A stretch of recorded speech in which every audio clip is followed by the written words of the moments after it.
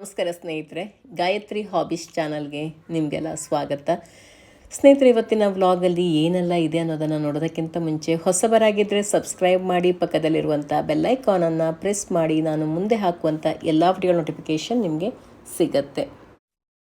ಕೆಳಗಡೆ ಒಂದು ಬಟ್ಟೆ ಇಟ್ಕೊಂಡ್ಬಿಟ್ಟು ಅದರ ಮೇಲೆ ಕುಟ್ಟಾಣಿ ಇಟ್ಕೊಳ್ತಾ ಇದ್ದೀನಿ. ಹಾಗೆ ಕುಟ್ಟಾಣಿಯಲ್ಲಿ ಕಾಳುಮೆಣಸು ಹಾಕ್ಕೊಳ್ತಾ ಇದ್ದೀನಿ. ಒಂದು 4 ಕಾಳುಮೆಣಸು, ಬೋಳು ಕಾಳಿದು. ಹಾಗೆ ಸ್ವಲ್ಪ ಜೀರಿಗೆ, 1 ಚಮಚದಷ್ಟು ಜೀರಿಗೆ. ಇದನ್ನ ಸ್ವಲ್ಪ ಕುಟ್ಕೊಂಡ್ಬಿಡೋಣ.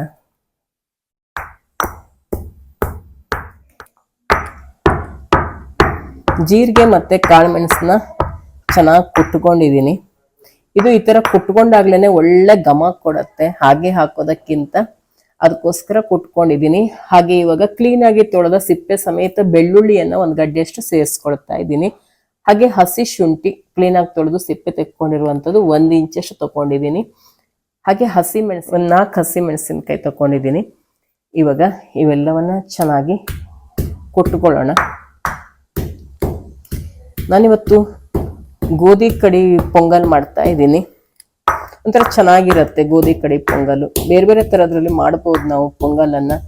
ಯಾವಾಗಲೂ ಬರೀ ಅಕ್ಕಿಯಲ್ಲಿ ಮಾಡಿದ್ರೆ ಚೆನ್ನಾಗಿರಲ್ಲ. ತಿನ್ನೋದಕ್ಕೆ ಬೇರೆ ಬೇರೆ ರೀತಿಯಲ್ಲಿ ಮಾಡ್ಕೊಂಡಾಗ ಒಳ್ಳೆ ತಿನ್ನೋರಿಗೂ ಇಷ್ಟ ಆಗತ್ತೆ, ಒಳ್ಳೆ ಟೇಸ್ಟಿಯಾಗಿ ಕೂಡ ಇರುತ್ತೆ ಗೋಧಿ ಕಡಿಯಲ್ಲಿ ಮಾಡಿದರೆ. ಲಾಸ್ಟ್ ಟೈಮ್ ಮಾಡಿದ್ದೆ ನಾನು, ಆದರೆ ರೆಸಿಪಿನ ಶೇರ್ ಮಾಡಿರಲಿಲ್ಲ. ಸುಮ್ಮನೆ ವಿಡಿಯೋ ಹಾಕಿದ್ದೆ. ಆವಾಗ 4-5 ಜನ ಕಮೆಂಟಲ್ಲಿ ಕೇಳಿದ್ರು ರೆಸಿಪಿನ ಶೇರ್ ಮಾಡಿ ಅಂತೇಳಿ. ಇವತ್ತು ಮತ್ತೆ ಮಾಡ್ತಾ ಇದ್ದೀನಲ್ಲ, ಅದಕ್ಕೋಸ್ಕರ ರೆಸಿಪಿನ ಶೇರ್ ಮಾಡೋಣ ಅಂತ ಅಂದುಕೊಂಡೆ. ಇವಾಗ ಇವೆಲ್ಲ ಚೆನ್ನಾಗಿ ಕುಟ್ಕೊಂಡು ಖಾರ ಬಿಟ್ಕೊಂಡ್ರೆ ಸಾಕು, ಜಾಸ್ತಿ ಏನು ಕುಟ್ಕೋಬೇಕಂತಿಲ್ಲ. ಯಾಕೆಂದ್ರೆ ಗೊತ್ತಾಗಬೇಕು ಹಸಿಮೆಣಸಿನಕಾಯಿ, ಇಲ್ಲಾಂದ್ರೆ ಜಗದು ಬಿಟ್ರೆ ಮಕ್ಕಳಿಗೆಲ್ಲ ತುಂಬಾ ಖಾರ ಆಗ್ಬಿಡತ್ತೆ. ಈಗ ಚೆನ್ನಾಗಿ ಜಜ್ಕೊಂಡಿದ್ದಾಯ್ತು, ಎತ್ತಿಟ್ಕೊಳ್ಳೋಣ. ಇದನ್ನ ಒಗ್ಗರಣೆ ಹಾಕೊಳ್ತೀನಿ. ಈಗ ಗ್ಯಾಸ್ ಮೇಲೆ ಒಂದು ಕಡಾಯಿ ಇಟ್ಕೊಂಡಿದ್ದೀನಿ. ತೆಂಗಿನ ಎಣ್ಣೆಯನ್ನ ಹಾಕೊಳ್ತಾ ಇದ್ದೀನಿ.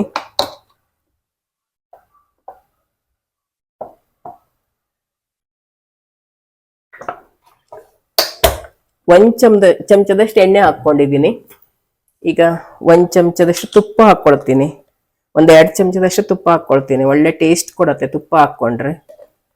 ಮತ್ತೆ ತುಪ್ಪ ಹಾಕೊಂಡು ನಾವು ಜೀರಿಗೆ ಎಲ್ಲ ಹಾಕ್ತಿವಲ್ಲ, ಅದು ಒಳ್ಳೆ ಘಮ ಕೊಡ್ತಾ ಇರುತ್ತೆ.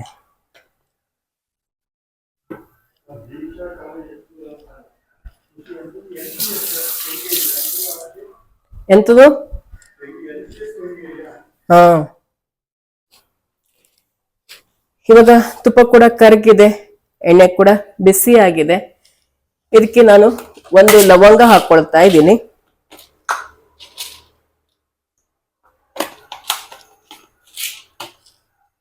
ಹಾಗೆ ಸ್ವಲ್ಪ ಉದ್ದಿನ ಬೇಳೆ, 1/4 ಚಮಚಕ್ಕಿಂತ ಕಡಿಮೆ.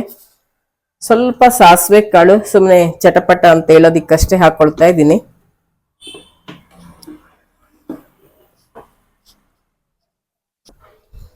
ಗೋಡಂಬಿ ಹಾಕೊಳ್ತಾ ಇದ್ದೀನಿ. ಗೋಡಂಬಿ ಕಟ್ ಮಾಡ್ಬಿಟ್ಟು ಹಾಕೊಳ್ತಾ ಇದ್ದೀನಿ.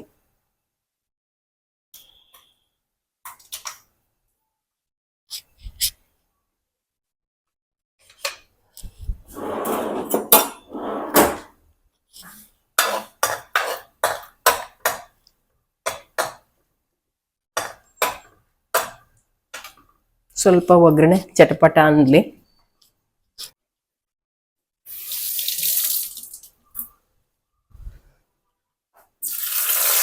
ಕರಿಬೇವಿನ ಸೊಪ್ಪು ಹಾಕೊಂಡಿದ್ದೀನಿ.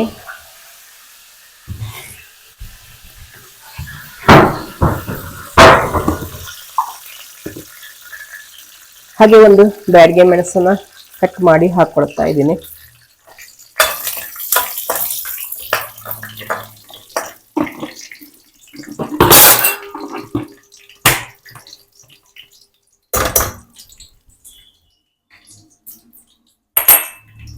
ಇವಾಗ ನಾನು ಕುಟ್ಟಿಟ್ಕೊಂಡಂತದಿತ್ತಲ್ಲ, ಬೆಳ್ಳುಳ್ಳಿ, ಜೀರಿಗೆ, ಕಾಳುಮೆಣಸು, ಶುಂಠಿ, ಹಸಿಮೆಣಸಿನಕಾಯಿ, ಅದನ್ನ ಇಲ್ಲಿ ಸೇರಿಸ್ಕೊಳ್ತಾ ಇದ್ದೀನಿ.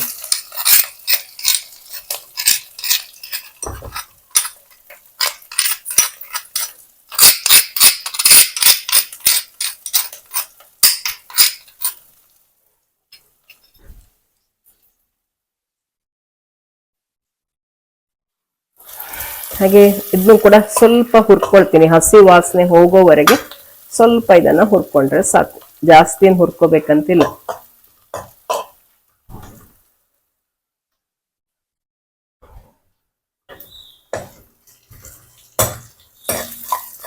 ಒಳ್ಳೆ ಪರಿಮಳ ಬರ್ತಾ ಇದೆ ಇವಾಗ.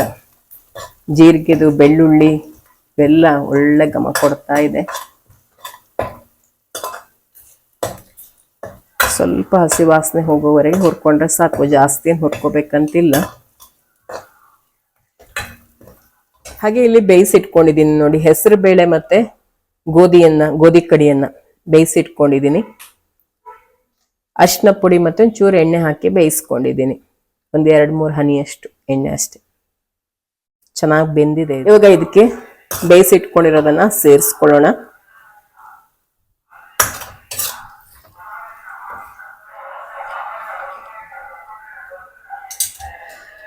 ಇದಕ್ಕೆ ನೀರ್ನ ಸ್ವಲ್ಪ ಜಾಸ್ತಿನೇ ಹಾಕೊಂಡು ಬೇಯಿಸ್ಕೋಬೇಕಾಗತ್ತೆ. 1 ಲೋಟಕ್ಕೆ 4 ಲೋಟದಷ್ಟು ನೀರು ಹಾಕೊಂಡಿದ್ದೀನಿ ನಾನು. ಗೋಧಿ ಕಡೆಗೆ ಸ್ವಲ್ಪ ನೀರ್ ಜಾಸ್ತಿನೇ ಬೇಕು. ಅದ್ರ ಗೋಧಿ ಕಡೆ ಅನ್ನದ ತರ ಎಲ್ಲ ಮಾಡ್ತೀವಿ ಅಂದ್ರೆ 1ಕ್ಕೆ 3 ಸಾಕಾಗತ್ತೆ. ಇದಕ್ಕೆಲ್ಲ ಆದ್ರೆ 1ಕ್ಕೆ 4ರಷ್ಟು ಬೇಕಾಗತ್ತೆ. ಸ್ವಲ್ಪ ನೀರು ಕೂಡ ಸೇರಿಸ್ಕೊಳ್ಳೋಣ.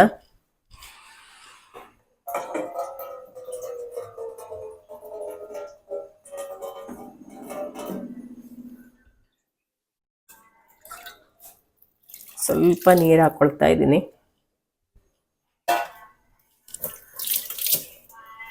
ಬೇಕಂದ್ರೆ ಇದಕ್ಕೆ ಒಂಚೂರು ಮೆಂತೆ ಕೂಡ ಹುರಿದು ಹಾಕ್ಬಹುದು, ಅದು ಕೂಡ ಚೆನ್ನಾಗಿರತ್ತೆ. ನಾನು ಒಂದೊಂದ್ಸರಿ ಮಾಡ್ತೀನಿ, ಜೀರಿಗೆ ಮತ್ತೆ ಮೆಂತ್ಯನ ಹುರಿದು ಪುಡಿ ಮಾಡಿ ಹಾಕ್ತೀನಿ, ಅದು ಕೂಡ ಒಳ್ಳೆ ಟೇಸ್ಟ್ ಕೊಡುತ್ತೆ. ಇದು ಸಖತ್ತಾಗಿರುತ್ತೆ, ನೀವು ಕೂಡ ಒಂದ್ಸರಿ ಮಾಡಿ ನೋಡಿ, ತುಂಬಾನೇ ಚೆನ್ನಾಗಿರುತ್ತೆ ಮಾತ್ರ. ಇವಾಗ ಇದು ಚೆನ್ನಾಗಿ ಒಂದ್ಸರಿ ಕುದಿ ಬರ್ಲಿ. ಈಗ ರುಚಿಗೆ ತಕ್ಕಷ್ಟು ಉಪ್ಪು ಸೇರಿಸ್ಕೊಳ್ಳೋಣ.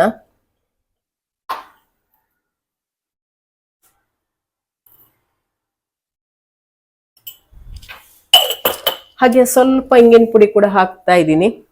ಬೇಕಾದ್ರೆ ಹಾಕೊಳ್ಳಿ, ಬೇಡ ಅಂದ್ರೆ ಬಿಡಿ. ಯಾಕೆಂದ್ರೆ ಜೀರಿಗೆ ಮತ್ತೆ ಬೆಳ್ಳುಳ್ಳಿ ಎಲ್ಲ ಇರುತ್ತಲ್ಲ, ಬೇಕಂತಿಲ್ಲ. ಇದು ಬೇಕಾದ್ರೆ ಹಾಕೋಬಹುದು, ಜೀರ್ಣಕ್ಕೆ ತುಂಬಾ ಒಳ್ಳೆಯದು.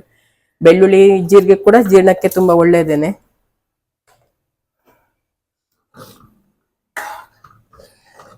ಹಾಗೆ ಸ್ವಲ್ಪ ತುಪ್ಪ ಹಾಕೊಳ್ತೀನಿ, ಒಂದು 1/4 ಚಮಚದಷ್ಟು ತುಪ್ಪನ ಇವಾಗ ಹಾಕ್ತಾ ಇದ್ದೀನಿ. ಜಾಸ್ತಿ ಹಾಕೊಳ್ತಾ ಇಲ್ಲ, ಸ್ವಲ್ಪ.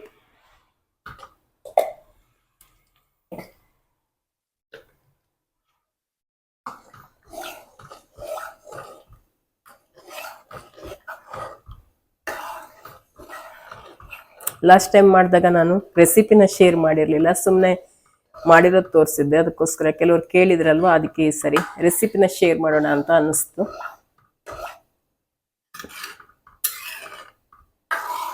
ಇವಾಗ ರೆಡಿ ಆಯಿತು. ಇನ್ನೊಂಚೂರು ಕುದಿ ಬರಲಿ, ಒಳ್ಳೆ ಚೆನ್ನಾಗಿ ಬರುತ್ತೆ.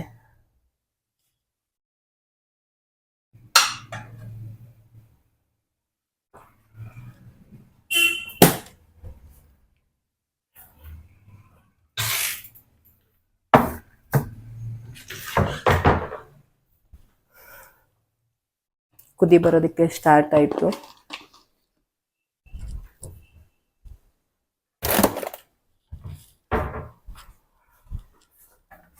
ಈ ಕಡೆ ಸಾಂಬಾರಿಗೆ ಕೂಡ ಬೇಯಿಸ್ಕೊಂಡಾಯ್ತು. ಕೆಲವೊಬ್ರು ಮಾತೆ ಕೇಳಿಸಲ್ಲ ಮಾತಾಡಿದ್ದು ಅಂತ ಹೇಳ್ತಾ ಇರ್ತೀರ ವಿಡಿಯೋ ಹಾಕಿದಾಗ, ಅದಕ್ಕೋಸ್ಕರ ಇವತ್ತು ಮೈಕ್ ಕೂಡ ಯೂಸ್ ಮಾಡಿದ್ದೀನಿ ನಾನು. ವಿಡಿಯೋ ಮಾಡುವಾಗ ಹೇಗೆ ಕೇಳಿಸ್ತಾ ಇತ್ತು ಈಗ ಅಂತೇಳಿ ಕಮೆಂಟಲ್ಲಿ ತಿಳಿಸಿ ಆಯಿತಾ. ಡೈಲಿ ವಿಡಿಯೋ ಥರನೇ ಇತ್ತಾ ಅಥವಾ ಚೇಂಜ್ ಇತ್ತಾ ಅಂತೇಳಿ. ಯಾಕೆಂದರೆ ನಮಗೂ ಕೂಡ ತಿಳ್ಕೊಳ್ಳೋದಕ್ಕಾಗತ್ತೆ. ನೀವು ಏನಾದರೂ ಚೇಂಜಸ್ ಬೇಕಾದಾಗ ನೀವು ಹೇಳಿದಾಗಲೇ ನಮ್ಗೆ ಗೊತ್ತಾಗೋದು, ಇಲ್ಲ ಅಂದರೆ ನಮ್ಗೆ ಗೊತ್ತಾಗಲ್ಲ. ಅದಕ್ಕೋಸ್ಕರ ಕೇಳ್ತಾ ಇದ್ದೀನಿ. ನೋಡಿ, ಬಿಸಿ ಬಿಸಿ ಗೋಧಿ ಕಡಿ ಪೊಂಗಲ್ ರೆಡಿಯಾಗಿದೆ. ಬೇಯಿಸುವಾಗ ನಾವು ಅರಿಶಿನ ಪುಡಿ ಹಾಕ್ಕೊಂಡಿರೋದ್ರಿಂದ ಮತ್ತೆ ಅರಿಶಿನ ಪುಡಿ ಹಾಕ್ಕೋಬೇಕಂತೇನಿಲ್ಲ, ಬೇಕಂದ್ರೆ ಹಾಕ್ಕೋಬೋದು. ಇನ್ನು ನಿಮಗೆ ಕಲರ್ ಜಾಸ್ತಿ ಬರಬೇಕಂದ್ರೆ ಹಾಕ್ಕೋಬೋದು.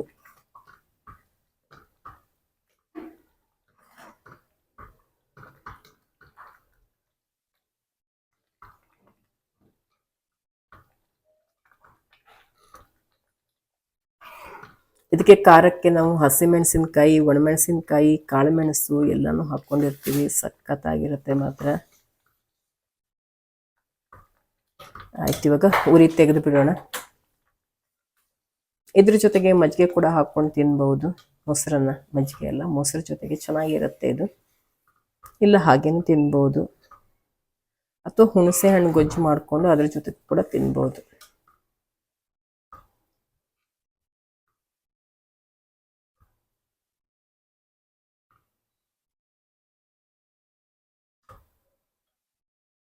ಒಳ್ಳೆ ಪರಿಮಳ ಬರ್ತಾ ಇದೆ ಮಾತ್ರ. ಈ ಪರಿಮಳ ಬರ್ತಿರೋದ್ರಿಂದ ಒಳ್ಳೆ ಪರಿಮಳ ಬರ್ತಾ ಇದೆ. ತಿಂದೇ ಬಿಡೋಣ ಅಂತ ಅನಿಸ್ತಾ ಇದೆ. ನಾನೀಗಲೇ ಪ್ಲೇಟಿಗೆ ಹಾಕ್ಕೊಂಡ್ಬಿಡ್ತೀನಿ. ಒಂದು ಐಟಮ್ಗಳನ್ನ ತರಿಸಿದ್ದೀವಿ ಅಂತೀನಿ, ಜಾಸ್ತಿ ಮಕ್ಕಳಿದ್ದೇನೆ. ಇದನ್ನು ಓಪನ್ ಮಾಡ್ತೀನಿ. ಇದು ಕಾರಲ್ಲಿ ಮೊಬೈಲ್ ಇಟ್ಕೊಳ್ಳೋದಕ್ಕೆ ಅಂತ ತರಿಸ್ಕೊಂಡಿದ್ದು, ಹಸ್ಬೆಂಡ್ ತರಿಸ್ಕೊಂಡಿದ್ದು. ಇಲ್ಲಾಂದರೆ ಮೊಬೈಲ್ ಇಟ್ಕೊಂಡು ಮಾತಾಡ್ತಿರ್ಬೇಕಾಗತ್ತೆ ಅಂಥೇಳಿ. ನನಗೂ ಒಂಥರ ಯೂಸ್ ಇದೆ ಇದು ಮೊಬೈಲ್. ಕಾರಲ್ಲಿ ನಾನು ಕೂಡ ಹಾಕ್ಕೊಂಡು ವಿಡಿಯೋ ಮಾಡ್ಕೋಬೋದು. ನೆಕ್ಸ್ಟ್ ಇದು ಕಾರಿಗೆ ಹಾಕಿದ ಮೇಲೆ ಚೆನ್ನಾಗಿದೆ. ಇದಕ್ಕೆ 899 ರೂಪಾಯಿ. ಕಲೆಗೆ ಯಾರಾದರೂ ಅದಕ್ಕೆ ರೇಟ್ ಕೇಳಿದ್ರೆ ಮತ್ತೆ ಹೊಸದಾಗಿ ನೋಡಿ ಹೇಳಬೇಕಾಗತ್ತೆ. ಇದಕ್ಕೆ 899 ರುಪೀಸ್ ಅಂದರೆ 900. ಕಾರಿಗೆ ಫಿಕ್ಸ್ ಮಾಡ್ಲಿಕ್ಕೆ ತೋರಿಸ್ತೀನಿ. ಬ್ಯಾಕ್ಗ್ರೌಂಡ್ ಮ್ಯೂಸಿಕ್ ಒಳ್ಳೆ ಸಿಗ್ತದೆ. ಹಕ್ಕಿ ಕೂಗ್ತಾ ಇದೆ. ಆ ಹಕ್ಕಿ ಪಾಪ ಮರಿನೇ ಇದಾಗುತ್ತೆ, ಹಕ್ಕಿ ಕೂಗ್ತಿದ್ದು. ಹಕ್ಕಿ ಮರಿನ ಪಾಪ ಯಾವುದೋ ಬೆಕ್ಕೋ ಏನೋ ತಿಂದ್ಬಿಟ್ಟಿದೆ. ಬೆಳಿಗ್ಗೆ ನಾನು ಕಸ ಹಾಕೋಕೆ ಹೋಗಿ ನೋಡ್ತೀನಿ, ಗೂಡು ಕೆಳಗಡೆ ಬಿದ್ಕೊಂಡಿತ್ತು, ಉಲ್ಟಾಗಿ ಬಿದ್ಕೊಂಡಿತ್ತು. ಆಮೇಲೆ ನಾನು ನೋಡಿದೆ ಏನಾದರೂ ಮರಿ ಕೆಳಗಿದೆ. ಮತ್ತೆ ಹಸು ಬಂದು ಏನಾದರೂ ಅದನ್ನ ಬೀಳಿಸ್ತಾ ಅಂತ ನೋಡಿದೆ. ಹಸು ಮತ್ತೆ ಬಂದಲ್ಲೆಲ್ಲ ಇದು ಮತ್ತೆ ಕಿತ್ತಾಕೋಯ್ತು ಗಿಡನ. ಆದರೆ ನೋಡಿದ್ರೆ ಪಾಪ ಹಕ್ಕಿ ಗೂಡು ಕೆಳಗಡೆ ಬಿದ್ದಿತ್ತು, ಮರಿ ಇರಲಿಲ್ಲ. ನೋಡಿ ಎಷ್ಟೊಂದು ಕೂಗಾಡ್ತಾ ಇದೆ, ಪಾಪ ಅನ್ಸುತ್ತೆ.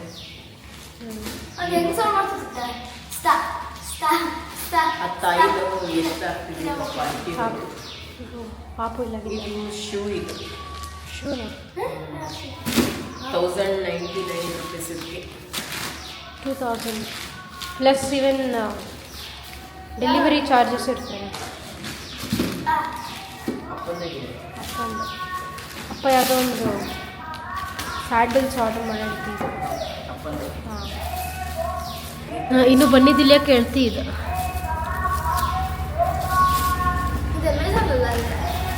ಚೆನ್ನಾಗಿದೆ ಒಂಥರ.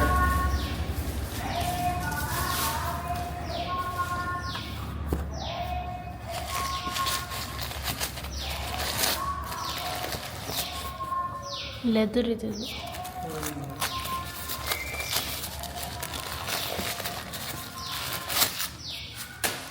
ಫ್ಯಾಷನ್ ಬ್ರ್ಯಾಂಡ್ ಇದು ಅನಿಸುತ್ತೆ ಶೂ. ಇದು ಅಪ್ಪಂಗೆ ಯಾವುದೋ ಸೋಷಿಯಲ್ ಮೀಡಿಯಾ ಆ್ಯಪಲ್ಲಿ ಬರುತ್ತಲ್ಲ ಅಡ್ವರ್ಟೈಸ್ಮೆಂಟಿಗೆ, ಅದರಲ್ಲಿ ನೋಡಿಬಿಟ್ಟು ಅವ್ರಿಗೆ ಇಷ್ಟಪಟ್ಟು ತರಿಸಿರೋದು.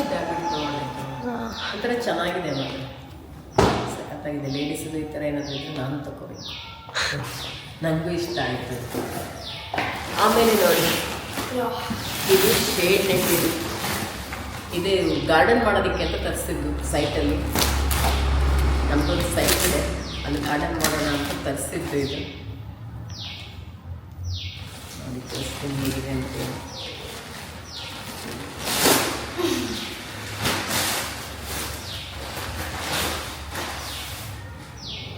ಈ ಥರ ತರಿಸಿದ್ದೀವಿ, ಒಳ್ಳೆ ಕ್ವಾಲಿಟಿ ತರಿಸಿದ್ದೀವಿ. ಯಾಕೆಂದರೆ ಅದು ಹಾಳಾಗಬಾರ್ದು ಮತ್ತು ಆಚೆಯವರಿಗೆ ಒಳಗಡೆ ಇರೋದು ಕಾಣಬಾರ್ದು. ಯಾಕೆಂದರೆ ಕದ್ಬಿಡ್ತಾರಲ್ಲ, ಅದೇನು ತೊಂದರೆ ಇಲ್ಲ. ಪಕ್ಕದಲ್ಲಿ ನಮ್ಮ CCTV ಎಲ್ಲ ಇರೋದ್ರಿಂದ ಏನು ಪ್ರಾಬ್ಲಮ್ ಆಗಲ್ಲ ಅಂತ ಅಂದ್ಕೊಂಡಿದ್ದೀವಿ. ಅದಕ್ಕೆ ತೊಗೊಂಡು ಬಂದಿದ್ದೀನಿ. ಇವಾಗ ಕೆಲಸವ್ರಿಗೆ ಹೇಳಿದ್ದೀವಿ ಕ್ಲೀನೆಲ್ಲ ಮಾಡಿ ಎಲ್ಲ ರೆಡಿ ಮಾಡಿಕೊಡೋದಕ್ಕೆ. ಆಮೇಲೆ ತರಕಾರಿ ಎಲ್ಲ ಬೆಳೆಸ್ತೀನಿ, ಏನೆಲ್ಲ ಬೆಳೆಸ್ತೀನಿ, ಹೇಗೆ ಬೆಳೆಸ್ತೀನಿ ಅದೆಲ್ಲ ನಿಮಗೆ ಶೇರ್ ಮಾಡ್ತೀನಿ. ಯಾಕೆಂದರೆ ನಾನು ಗಾರ್ಡನ್ ಮಾಡೋದು ನಿಮಗೆಲ್ಲ ತುಂಬ ಇಷ್ಟ. ಎಷ್ಟೊಂದು ಜನ ಇಷ್ಟಪಟ್ಟು ನೋಡ್ತೀರಾ. ಹಾಗೆ ದಾರ ಕೂಡ ಕೊಟ್ಟಿದ್ದಾರೆ ಕಟ್ಟೋದಕ್ಕೆ, ನಂಗೆ ಗೊತ್ತಿರಲಿಲ್ಲ. ನೋಡಿ, ನಾವು ಬರೀ ಶೇಡ್ ನೆಟ್ ಅಷ್ಟೇ ಬುಕ್ ಮಾಡಿ, ಅದರಲ್ಲಿತ್ತು ದಾರ ಕೂಡ ಕೊಟ್ಟಿದ್ದಾರೆ ನೋಡಿ.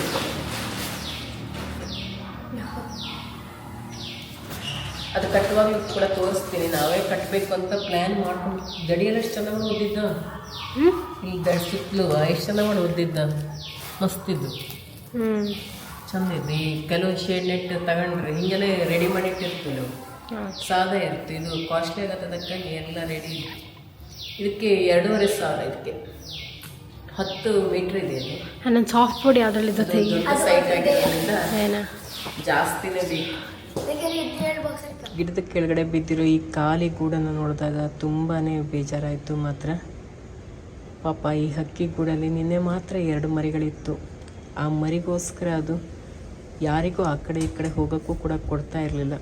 ಮರಿಗೇನಾದರೂ ಪ್ರಾಬ್ಲಮ್ ಆಯ್ತೇನೋ ಅಂತೇಳಿ ನೋಡೋಕ್ಕೆ ನಾನು ಹೋದಾಗ ನನಗೂ ಕೂಡ ಅದು ಕಚ್ಚಕ್ಕೆ ಬಂದಿತ್ತು. ಆದರೆ ಬೆಳಿಗ್ಗೆ ಎದ್ದು ನೋಡ್ತೀನಿ ಮರಿಗಳೇ ಇಲ್ಲ. ಈ ಗೂಡು ಉಲ್ಟಾಗಿ ಬಿದ್ಕೊಂಡಿತ್ತು, ಯಾವುದೋ ಬೆಕ್ಕು ಹಿಡ್ದಿದೆ ಅಂತ ಅನಿಸುತ್ತೆ. ಹಕ್ಕಿ ತುಂಬಾ ಕೂಗಾಡ್ತಾ ಇತ್ತು ಮರಿ ಇಲ್ಲದೇನೆ. ನೋಡಿ ಈಗಲೂ ಕೂಗು ಕೇಳಿಸ್ತಾ ಇರ್ಬೋದು ನಿಮಗೆ. ಪಾಪ ಅನಿಸುತ್ತೆ,